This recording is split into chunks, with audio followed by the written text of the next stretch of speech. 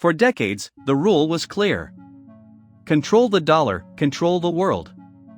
Sanctions crushed economies. Access to global finance vanished overnight. Washington didn't need tanks. It had the dollar. That was American power. Then something appeared that no central bank could print. No government could freeze. No institution could shut down. Bitcoin. At first, it looked like speculation. Then governments started accumulating it.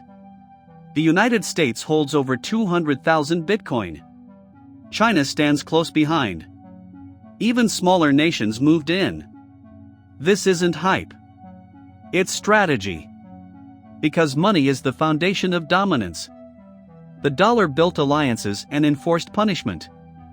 But if that foundation shifts, power shifts with it. And this time, it moves through code.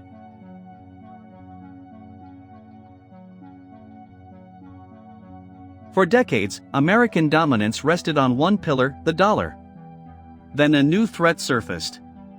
A digital asset no country could print. No government could freeze. No central bank could manipulate. Washington didn't ignore it. In March 2025, President Donald Trump signed an executive order creating a strategic Bitcoin reserve and a digital asset stockpile. This wasn't symbolic. The United States already holds 207,189 BTC, worth roughly $17 billion, largely seized from the Silk Road case and the Bitfinex hack. That move changed America's position fundamentally. The country that once enforced the global monetary system is now accumulating an asset that lives outside of it. Bitcoin is being treated like digital gold, a strategic reserve against inflation, financial shocks, or economic conflict. The signal is clear. When the world's largest financial power begins stockpiling Bitcoin, it stops being an experiment. It becomes a race. Countries that move early may secure leverage.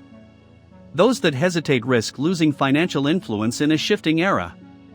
For the first time since the end of the gold standard, the United States is preparing a strategic reserve built on a system it does not fully control. And that changes the balance of power.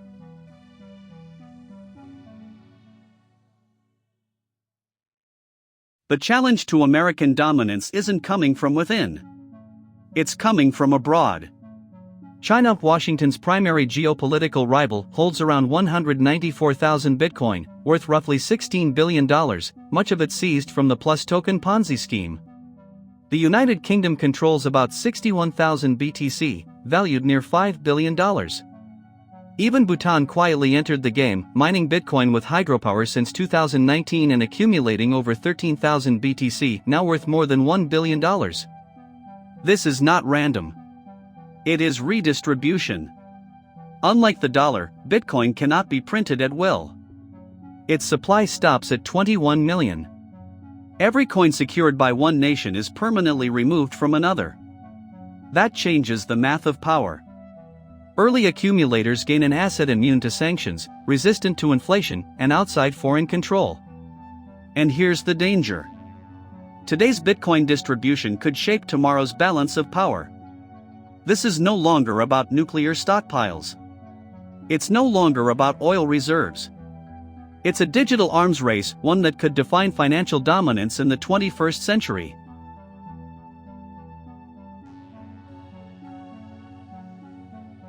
In Venezuela, crypto isn't just power. It's survival. Under heavy US sanctions and a collapsing currency, traditional access to the dollar-based financial system all but dried up. Businesses and citizens responded by turning to digital alternatives, notably stablecoins like USDT, for everyday commerce and international payments. By mid-2025, select banks and exchange houses were approved to swap bolivars for USDT, helping firms and households cope with dollar shortages. Venezuelans now use stablecoins for shop purchases, salaries, remittances, and even oil trade settlements. That shift transformed crypto from a fringe bet into core economic infrastructure. Stablecoins now serve as de facto currency in many transactions, offering a hedge against the bolivar's hyperinflation and providing a working medium where traditional banks and SWIFT rails are restricted. For ordinary Venezuelans, this means a way to preserve value and pay for basic goods amid economic collapse. For the state and its oil sector, it means alternative payment channels in the face of sanctions. This matters because the real power the United States has wielded is not just military might but dominance of the global financial system. If countries can route around that system using digital currency rails, that dominance begins to weaken.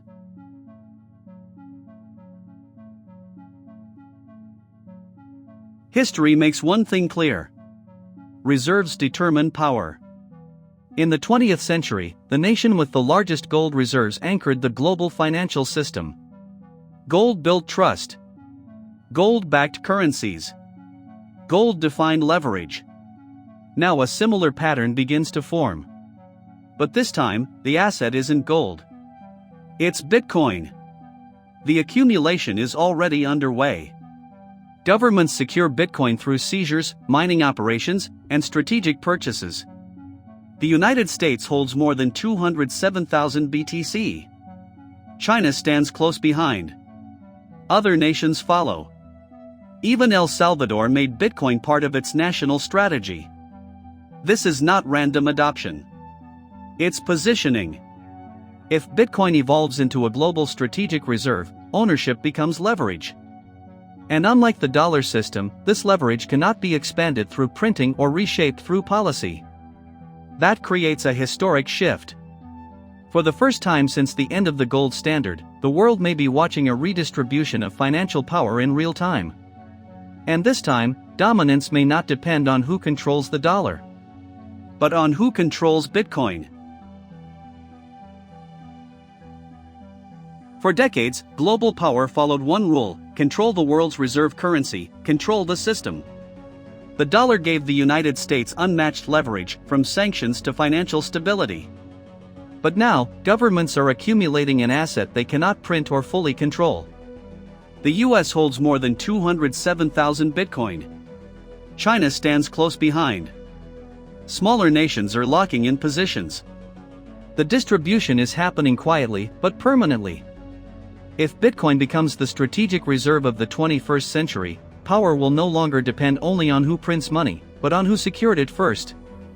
The question is simple: will Bitcoin reinforce Western dominance or mark the beginning of a new era?